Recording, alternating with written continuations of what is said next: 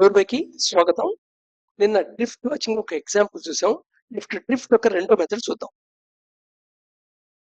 Drift watching లో రెండో method, allocate 15 to 30 minutes time as per your convenience. Allow mind to think freely. That is, no restriction of avoiding a thought or welcoming a specific thought. So ఇక్కడ ఏం చేస్తామంటే, ఇంతకుముందు ఏం చేసావు, ఒక subject తీసుకొని ఆ సబ్జెక్ట్ గురించి ఆలోచిస్తూ ఆ సబ్జెక్ట్ కి సంబంధం కాకుండా ఎటు డ్రిఫ్ట్ అయ్యావు అనేది నోట్ చేసావు. ఇప్పుడు ఫ్రీ ఫ్లో డ్రిఫ్ట్ వాచింగ్ మాట అంటే, నువ్వు సబ్జెక్ట్ గురించి తీసుకో, జస్ట్ 15 నిమిషాలు సైలెంట్ గా ఒక చోట కూర్చుంటావు ఇంట్లో. ఇక్కడ ఒక చోట ఒంటరిగా కూర్చోవడం ట్రై చేయి. అందరిలో కూర్చొని కూడా చెయ్యొచ్చు, బట్ థాట్ యొక్క ఇన్ఫ్లుయెన్స్ నీ చుట్టుపక్కల జరిగే విషయాల మీద ఆధారపడుతుంది. అలా కాకుండా నువ్వు ఒంటరిగా కూర్చొని చేస్తే నువ్వు నీ యొక్క లోపల అస్మిత స్ట్రక్చర్ నుంచి బయటకు వస్తాయి. ఏంటి రూట్ కాజెస్, ఏమిటి ఈ థాట్ రావడానికి అనేవి. So right, anyway, so 15 minutes 30 minutes నీకు డిపెండ్ అపాన్ పైన, ఈవెన్ 1 అవర్ కూడా ఎన్క్రోచ్ చేయొచ్చు. తక్కువ టైంతో మొదలెట్టండి, క్రమక్రమంగా పెంచుకుంటూ వెళ్ళండి గ్రాడ్యువల్ గా. సో తర్వాత ఇక్కడ పర్టికులర్ నువ్వు ఇలాంటి థాట్ రావాలి అని అనుకోకు, లేదా బలాంటి థాట్ని పారదోరాలి అనుకోకు. అలాంటి థాట్ రాకూడదు, మంచి రావాలి, చెట్టు రాకూడదు, హోప్ థాట్లు, ఇంటెలిజెన్స్ థాట్ రావాలి, ఎమోషన్ థాట్స్ రాకూడదు, టెక్స్ట్ థాట్స్ రాకూడదు. ఇలాగా వేటిని అవాయిడ్ చేయొద్దు, అలాగే స్పెసిఫిక్ థాట్ ని వెల్కమ్ చేయొద్దు. So there four just relax గా కూర్చో, 15 నిమిషాలు అలారం పెట్టుకో, హాఫ్ అన్ అవర్ తర్వాత అలారం పెట్టుకో. ఈ 15 నిమిషాలు అయిపోయిన తర్వాత నువ్వు రాయటం మొదలెట్టు. అయితే ఇక్కడ కూడా ఒకటే పాయింట్, అన్ని థాట్లు గుర్తుంచుకునే మననం చెయ్యొద్దు. అన్ని థాట్లు గుర్తుంచుకోవటానికి కాదు, ఇది రిమెంబరింగ్ ప్రాక్టీస్ కాదు, just testing your Asmita structure. ఇది చాలా ఇంపార్టెంట్. సామాన్యంగా ఈ డ్రిఫ్ట్ వాచింగ్ చేసేప్పుడు దేనికి గురవుతారంటే, అన్ని థాట్లు గుర్తించేసుకోవాలి అనే ఒక ఆతృతకు గురవుతారు. ఈ మళ్ళీ మళ్ళీ చెప్తున్నాను, ఆ ఆతృత వద్దు. అసలు ఒక్క థాట్ నువ్వు రీకలెక్ట్ చేసుకోలేకపోయినా, జ్ఞాపకం తెచ్చుకొని రాయలేకపోయినా నష్టం లేదు. అన్రికగ్నైజ్డ్ థాట్ అని రాసే. నీకు ఈ ప్రాసెస్ ప్రాక్టీస్ చేస్తుండగా నీ అవేర్నెస్ పెరుగుతుంది. ఆ అవేర్నెస్ లోనే నీకు థాట్స్ ఒక్కొక్కటి కలుగుతాయి. థాట్, 2 థాట్, 3 థాట్, తర్వాత జ్ఞాపకం వస్తాయి. అందుకని నువ్వు దాని గురించి ప్రత్యేకంగా జ్ఞాపకం చేసుకోవడానికి ట్రైలు చేసేస్తావు. So at end of allocated time try to note down the thoughts. ఈ బుక్స్ నోట్ డౌన్ చేయి. And do not go through contents. ఇక్కడ కూడా కంటెంట్స్ కూడా అవ్వదు. Repeat above for 15 days. 15 రోజులు చేయాలి. ఇప్పుడు క్లాసిఫై చేయాలి 15 డేటా దగ్గర పెట్టుకొని. ఇలాగ 3 times అట్లీస్ట్ చేయాలి. 15, 15, 15, 45 రోజులు కోడ్ చేయడం మంచిది, ఇంకా మంచిది. And analyse data and calculate the percentage of each kind of drift. So ఇప్పుడు అనలైజ్ చేయాలి, ఒక్కొక్క రకమైన డ్రిఫ్ట్ ఏముంది అనేది అనలైజ్ చేయాలి. సో ఇది ఇంకా చాలా ఈజీ. ఇంతకుముందు ఫస్ట్ దాంట్లో అయితే ఒక టాపిక్ తీసుకొని చేయాలి, ఇక్కడ టాపిక్ కూడా అక్కర్లేదు.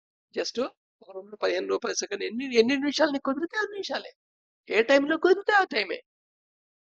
సో బేసి అది నోట్ చేసి ఉంచుకో పక్కన. జస్ట్ ఇది డ్రిఫ్ట్ వాచింగ్ సెకండ్ మెథడ్. ఇప్పుడు థర్డ్ మెథడ్ వెళ్దాం. Third method of drift watching ఏంటంటే, అలోకేట్ 30 to 60 minutes. దీనికి హాఫ్ అన్ అవర్ నుండి 30 minutes దాకా అలౌట్ చేయొచ్చు. Time as per your convenience. అయితే 30 అనేది మినిమం ఏ కాదు, 20 చేసుకోవచ్చు, 15 కూడా చేసుకోవచ్చు, లేదా 60 కల్లా 1.5 hour చేయొచ్చు, 2 hours కూడా చేయొచ్చు. Involve your self in simple activity like walking. So suppose general గా వాకింగ్ అలవాటు ఉన్న వాళ్ళు దాన్ని కలపచ్చు, ఈ డ్రిఫ్ట్ వాచింగ్ ఎక్సర్సైజ్ ని, వాకింగ్ ని. సో నడుస్తూ ఉంటాం. సో అక్కడ నడిచే అలవాటు ఉంది అనుకుందాం. నడుస్తున్నంతసేపు స్టార్ట్ చేసి నుండి మళ్ళీ వచ్చేదాకా ఏదో థాట్స్ వస్తుంటాయి. జస్ట్ ఆ థాట్స్ ని, ఎన్ని థాట్స్ అయితే ఆ థాట్స్ ని అబ్జర్వ్ చేయి. థాట్స్ ని జస్ట్ అబ్జర్వ్ చేయి అంతే. నువ్వు ఆల్రెడీ ఒక యాక్టివిటీలో ఉంటూ అబ్జర్వ్ చేయి. నడకనే యాక్టివిటీలో ఉన్నావు కదా, అబ్జర్వ్ చేయి. లేదా వంట చేస్తున్నావు, వంట చేసి మొదలెట్టావు, వంట మొదలెట్టి నుండి వంట అయ్యేదాకా నువ్వు జస్ట్ ఏ థాట్స్ వస్తున్నాయి కూడా అబ్జర్వ్ చేయి. వంటకి సంబంధించిన థాట్ కాకుండా ఇంకే థాట్స్ వస్తున్నాయి, అక్కడ వాకింగ్ రిలేటెడ్ కాకుండా ఇంకేం థాట్స్ వస్తున్నాయి. అలాగే ఏదైనా ఒక పని చేస్తున్నప్పుడు, అలాగే నువ్వు సినిమా చూస్తున్నావు లేదా సీరియల్ చూస్తున్నప్పుడు సీరియల్స్ యొక్క ఇంపల్సెస్, ఆ కథ, క్యారెక్టర్స్ నీలో ఏ థాట్స్ జనరేట్ చేస్తున్నాయి, ఆ థాట్స్ ను కూడా అబ్జర్వ్ చేయి. ఆ అలోకేటెడ్ టైం అయిపోయిన తర్వాత చేయి. ఇక్కడ కూడా సేమ్ ప్రిన్సిపల్. అన్ని థాట్లు గుర్తుంచుకోవటానికి ప్రయత్నం చేయకు, మెమరీ ఎక్సర్సైజ్ కాదు. ఇక్కడ కూడా కంటెంట్స్ గుండా త్రూ అవ్వకు. కంటెంట్ గో త్రూ అయితే అవి ఇన్‌ఫ్లుయెన్స్ చేస్తాయన్నమాట. సపోజ్ మొదటి రోజు నోట్ చేసినప్పుడు యాంగ్రీవి 4 వచ్చాయి. సెక్షువల్ థాట్స్ 3 వచ్చాయి. హోప్ థాట్‌లు 2 వచ్చాయి. హోప్ థాట్‌లు ఎక్కువ రావాలి. రాకూడదు. ఇలాగా అనవసరంగా ఇది కాంప్లికేట్ ప్రాసెస్ అయిపోతుంది. ఇప్పుడు నువ్వు 3 మంత్సో, 4 మంత్సో, 9 మంత్సో చేస్తే గాని యాక్చువల్ ఇది రాదు. అవుట్‌లైనియర్స్ ఎక్కువైపోతాయి డేటాలో. సో దేర్‌ఫోర్ అందుకని కంటెంట్స్ గో త్రూ అవ్వకు, దాన్ని పక్కన పడేసేయి అంతే. రాసేయి పక్కన పడేయి. 2 గుర్తున్నాయి 2 రాసావు పక్కన పడేయి. 3 గుర్తున్నాయి 3 రాసావు పక్కన పడేయి. సో రిపీట్ ఇది 15 రోజులు చేయాలి. క్లాసిఫై డేటా చేయాలి. Do it at least 3 times. 45 days minimum అన్నమాట ఒక ఎక్సర్సైజ్. ఇవి ఎక్సర్సైజ్ ఇచ్చేసిన తర్వాత ఒకటో చేసిన తర్వాత రెండోది, రెండు చేసిన మూడోది అయితే అదేం లేదు. ప్రతిరోజు ఏది కుదిరితే అది మిక్సర్ చేస్తుండాలి. ఈ ఎక్సర్సైజ్ చేయటం ఎలాంటిదంటే, కూర వండుతున్నావు అనుకో, కూరను కలుపుతావు కదా మూకుడులో, అటు ఇటు కలిపితే ఏమవుతుంది సమానంగా అన్ని ఉడుకుతాయి. లేకపోతే అడుగును మాడిపోతాయి, పై ఉడకవు. సో అలాగనమాట. సో ఈ 3 మెథడ్స్ ని check check check check check అని వాడుతుంది. కుదిరితే 3 చేయి, లేదా ఒకటే చేయి ఆ రోజు, లేదా 2 చేయి. కుదిరితే ఒక్కొక్కటి 2 సార్లు చేయి. నీకు టైం ఎలా పర్మిట్ చేస్తే అది ప్లాన్ నువ్వు చేసుకో. బస్ జర్నీ చేస్తున్నావు, కార్లో డ్రైవింగ్ చేస్తావు, ఇంటి దగ్గర బయలుదేరుతావు, ఆఫీస్కి వెళ్తావు. ఇంటి దగ్గర నుండి బయలుదేరి ఆఫీస్కి వెళ్ళే లోపల, ఆఫీస్కి వెళ్ళంగానే చిన్న డైరీ ఓపెన్ చేసి ఇక్కడ బయలుదేరి నుండి ఇక్కడికి వచ్చే లోపల ఏం థాట్స్ వచ్చే జస్ట్ రాసే. థాట్ గుర్తుంటే థాట్ రాయి. ఆ థాట్ పక్కన అది దేని ద్వారా వచ్చింది? ఫియర్ నుంచి వచ్చిందా, యాంగ్రీ నుంచి వచ్చిందా, ఇరిటేషన్ నుంచి వచ్చిందా, హేట్ నుంచి వచ్చిందా?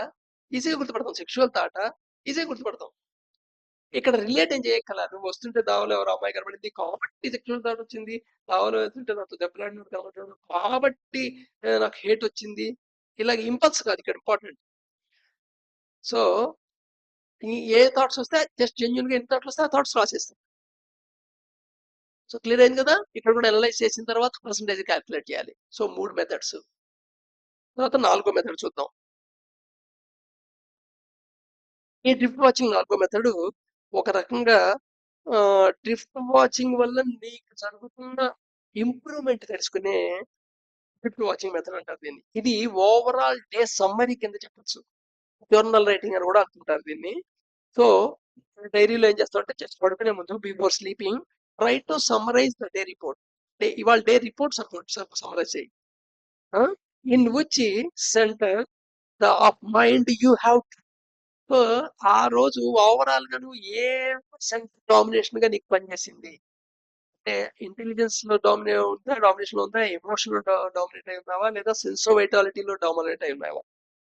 సో నువ్వు ఎనర్జెటిక్ గా ఎనర్షియా పరంగా ఉన్నావా, లేదా ఎమోషన్ వల్ల ఆ థాట్ ఆ స్టేట్ లో ఉన్నావా, లేదా ఇంటెలిజెన్స్ వల్ల ఉన్నావా, దేని వల్ల ఉన్నావు అనేది జస్ట్ ఓవరాల్ ఐడియా నీకు తెలుస్తుంది.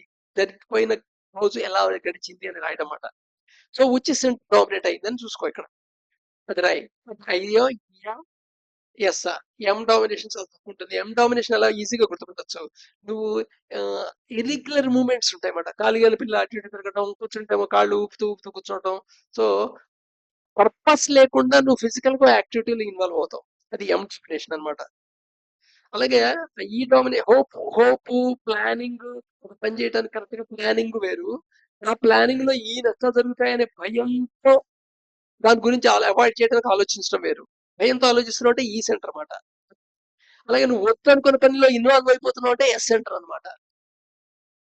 వాళ్ళ పని చేయలేకపోతున్నావు అంటే ఈ సెంటర్ అనమాట. సో అలాగే number of thoughts which you do not want to think. నువ్వు ఆలోచిస్తావు అని అనుకో, ఇష్టం లేదో ఆలోచిస్తావు కాదు, కానీ వచ్చాయి థాట్స్. అవి రఫ్ గా ఎంత 6 వచ్చాయా 10 వచ్చాయా అని వచ్చాయి. ఒక రఫ్ గా మనకు తెలుస్తుంది.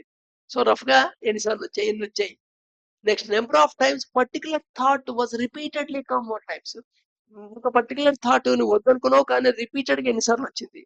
అలాగే number of times intensity in an activity but you do not want to do. నువ్వు చేయకూడదు అనుకున్నావు కానీ ఆ పనిలో ఇన్వాల్వ్ అయ్యావు. నెంబర్ ఆఫ్ ఎన్నిసార్లు ఇన్వాల్వ్ అయ్యావు, ఎన్ని ఎన్ని ఎన్ని యాక్టివిటీస్ లో ఇన్వాల్వ్ అయ్యావు, పర్టికులర్ యాక్టివిటీ ఎన్నిసార్లు ఇన్వాల్వ్ అయ్యావు, ఎన్ని యాక్టివిటీస్ ఎన్నిసార్లు.